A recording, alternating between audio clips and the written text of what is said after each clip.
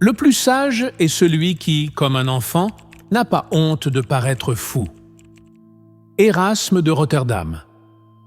Imaginez un monde où les fous sont les seuls saints d'esprit, où ceux qui rient des règles vivent plus légers, tandis que les raisonnables se noient dans leurs propres mensonges. Vous êtes-vous déjà demandé pourquoi les fous du roi pouvaient dire ce que personne n'osait? Pourquoi Dostoïevski a fait d'un idiot son héros? Et pourquoi, au fond, tout génie a un pied dans la folie? C'est l'énigme de la psychologie du sot. Et elle en dit plus sur vous que vous ne l'imaginez. Le sot n'est pas stupide, il est libre. Pendant que vous calculez chaque pas, il danse au bord de l'abîme. Pendant que vous vous épuisez à paraître parfait, il se trompe et en rit. Le secret? Il a compris ce que Nietzsche savait. La sérieux est une maladie. On oublie de jouer, de créer, de vivre, et on devient un rouage. Le sot, lui, tire le frein à main de ce train fou. Regardez les contes anciens. Le troisième. Frère, le simplet, gagne toujours à la fin. Ivan le simplet hérite du royaume. Parsifal, le jeune fou, trouve le Saint Graal. Et vous savez pourquoi? Ils n'ont pas peur du ridicule. Pendant que les malins se perdent en stratégie, le sot agit par intuition. Il est comme cet ami qui dit l'évidence et stupéfie tout le monde, parce que personne n'avait osé. Erasme a écrit tout un livre pour louer la folie. Ce n'est pas un hasard. La folie, personnifiée, y avertit. Sans elle, pas d'amour, pas d'art, pas de science. Toute grande idée commence par une intuition qui semble absurde. Tout inventeur a été traité de fou. Le sot est le premier, pas vers toute révolution, parce qu'il questionne ce que personne n'ose remettre en cause. Jung voyait le sot comme un archétype. Cette part de la psyché qui ne grandit jamais, ne se corrompt jamais. C'est la voix qui murmure « Et si on essayait autrement ?» Le problème, c'est qu'on l'a fait taire. La société enseigne que la maturité, c'est enterrer la curiosité, qu'un adulte ne peut pas se tromper. Sauf qu'alors, la vie devient un scénario terne, et on se demande pourquoi on est si malheureux. Dostoïevski a placé le prince Mishkin, l'idiot, au cœur d'une société pourrie. Devinez quoi? C'était le seul saint, tandis que les autres mentaient, calculaient, trahissaient, le sot ne savait qu'aimer. Et au final, c'est lui qui sauvait les âmes. Voilà ce qui effraie. Le sot montre que la vraie intelligence n'a rien à voir avec les diplômes, mais tout à voir avec le regard neuf sur le monde. Shakespeare le savait. Ces fous, comme celui du roi Léar, étaient les seuls à dire les vérités cruelles. Ils le pouvaient car, selon le barde, la folie a ses laissez-passer là où la raison bute. Le sot est toléré parce que personne ne le prend au sérieux. Mais c'est là que réside le danger. Quand personne ne s'y attend, il plante son couteau dans l'hypocrisie. Pensez aux humoristes. Ce sont les fous du roi moderne. Ils peuvent moquer les présidents, les religions, les tabous.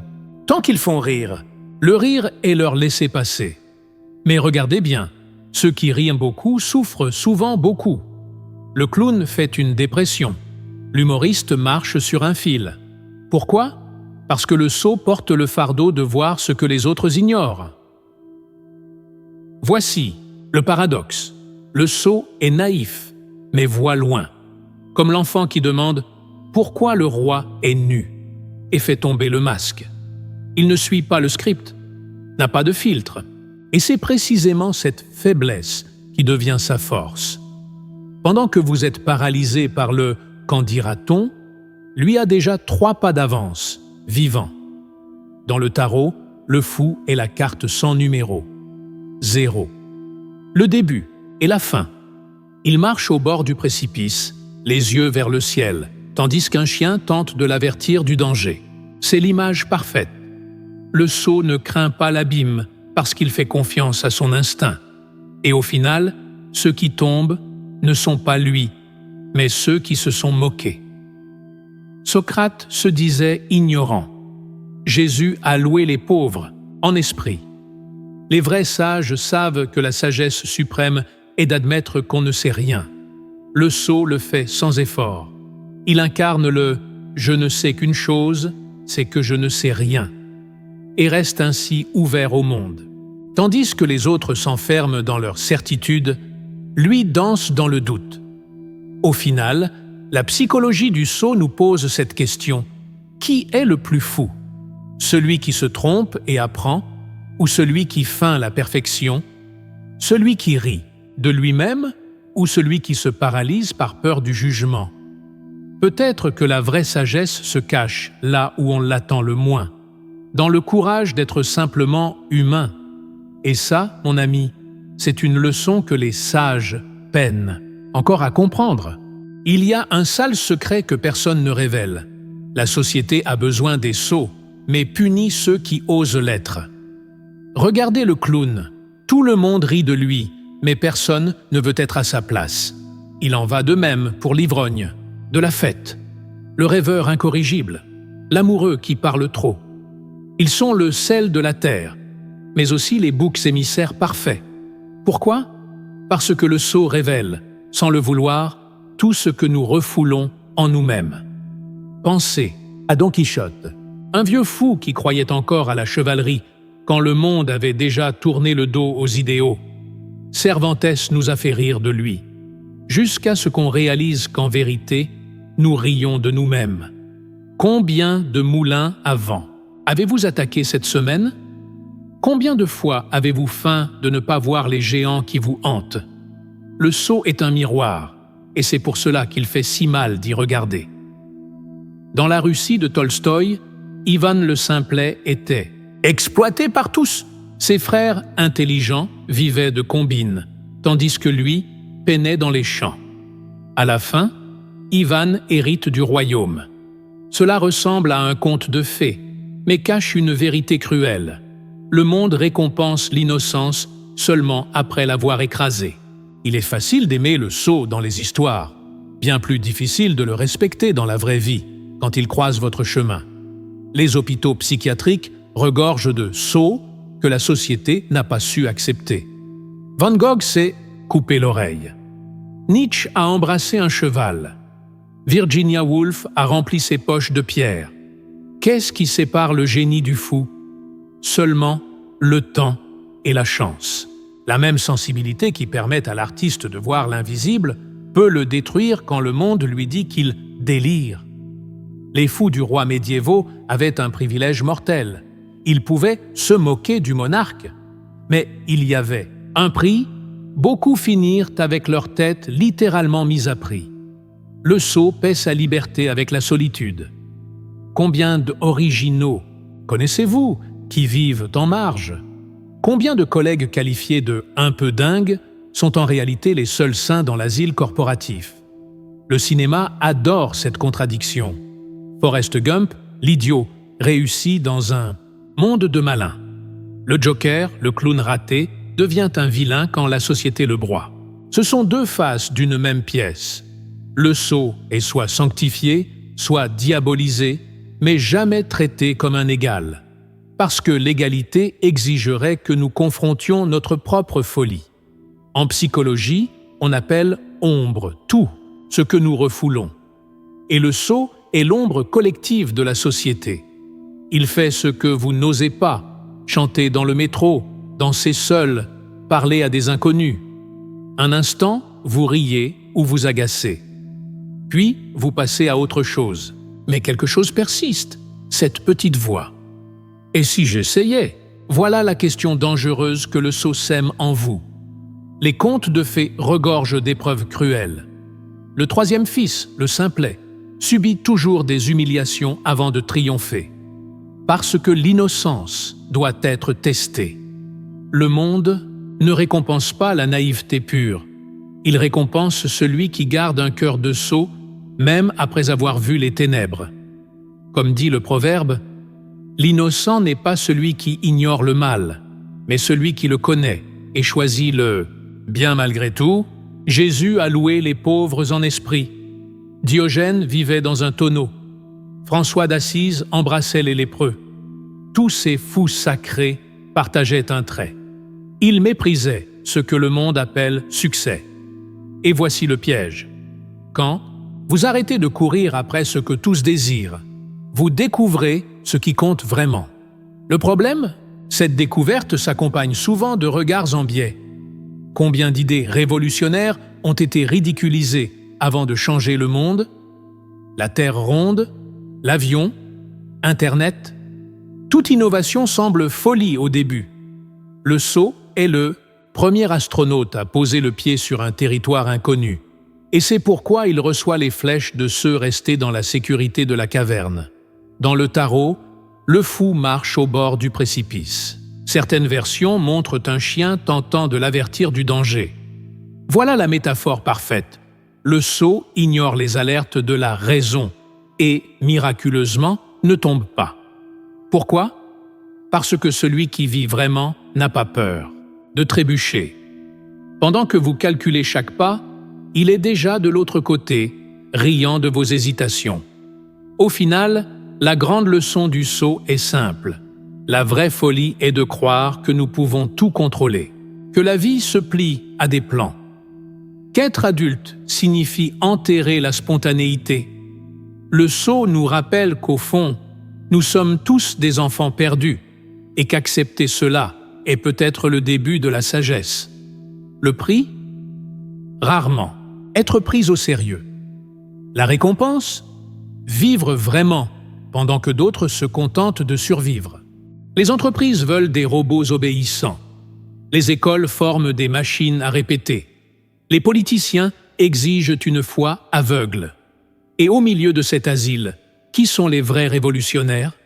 Les fous, ceux qui savent encore rire. Ceux qui regardent l'empereur et crient « Il est nu, sans peur ». Avez-vous remarqué comme toute dictature déteste les humoristes? Parce que le rire est le dernier territoire libre. En URSS, les comédiens colportaient des blagues qui faisaient tomber les ministres. Sous la dictature brésilienne, Chico Anísio camouflait ses critiques dans des personnages. Les clowns d'aujourd'hui sont les podcasteurs et youtubeurs qui moquent le pouvoir. Le fou trouve toujours des failles, parce que l'autorité ne comprend pas le langage de l'absurde. Pendant que les sérieux se font censurer, les fous continuent à rire et à dire des vérités déguisées en bêtises.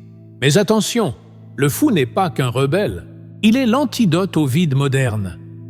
Combien de jeunes se tuent aujourd'hui pour avoir la voiture, le corps, le statut que vendent les médias? Le fou n'achète pas cette illusion. Il est comme Diogène, qui vivait dans un tonneau et, quand Alexandre le Grand lui demanda ce qu'il désirait, répondit simplement « Ôte-toi de mon soleil ». Voilà la sagesse qui manque au monde. Savoir ce qui compte vraiment. La science le confirme. Les enfants rient 300 fois par jour. Les adultes, seulement 20. Nous avons oublié de vivre. Le fou nous rappelle que la productivité n'est pas un sens, que les likes ne sont pas de l'amour, que l'argent n'achète pas l'essentiel. Dans un monde obsédé par les chiffres, il est la voix qui demande. Et alors? Cette simple question fait s'écrouler des châteaux de sable bâtis sur des mensonges. Regardez les génies. Einstein faisait des grimaces. Tesla parlait. Aux pigeons. Léonard de Vinci écrivait à l'envers. Leur point commun? Le courage de paraître ridicule. Pendant que vous craignez le jugement des autres, le fou crée, invente, découvre. Le génie et la folie sont voisins. La différence tient seulement à qui raconte l'histoire. Voici le sale secret. Le système a besoin de travailleurs sérieux, pas de penseurs libres. C'est pourquoi il punit les différents dès l'enfance. L'enfant qui questionne devient un problème. L'ado créatif est médicamenté. L'adulte inadapté devient un paria. Mais voici le retournement. Toutes les crises historiques ont été résolues par ceux qui pensaient différemment. Les normaux n'ont fait que perpétuer le problème. Vous connaissez le syndrome de l'imposteur, cette voix qui murmure « Tu n'es pas assez bien ?» le fou ne l'a pas. Non par arrogance, mais parce qu'il n'a jamais appris à se comparer.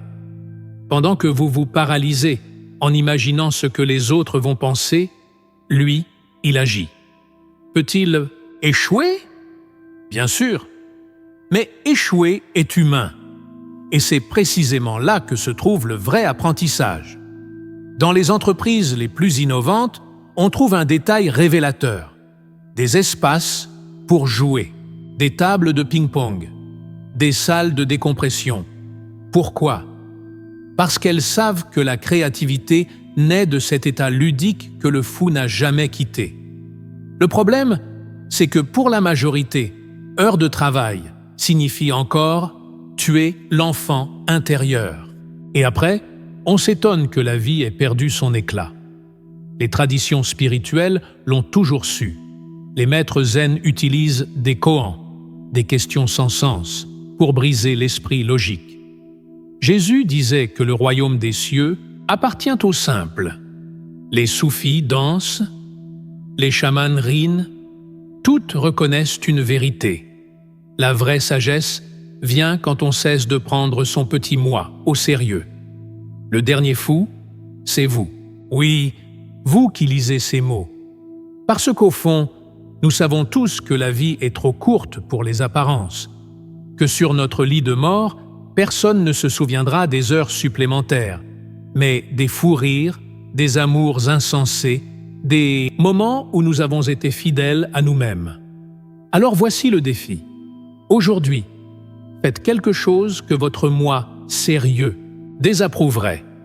Chantez sous la douche, dansez dans la cuisine, parlez à un inconnu. Laissez tomber le masque, ne serait-ce qu'un instant, car, comme le savaient les anciens, seul est vraiment libre celui qui n'a pas peur de passer pour un fou. Et dans ce monde d'apparence, cela pourrait être la révolution la plus radicale qui soit. Le fou a eu le dernier mot, comme toujours. Parce qu'en définitive, la vie n'est pas un problème à résoudre, mais une blague à comprendre. Et celui qui rit dernier rit mieux.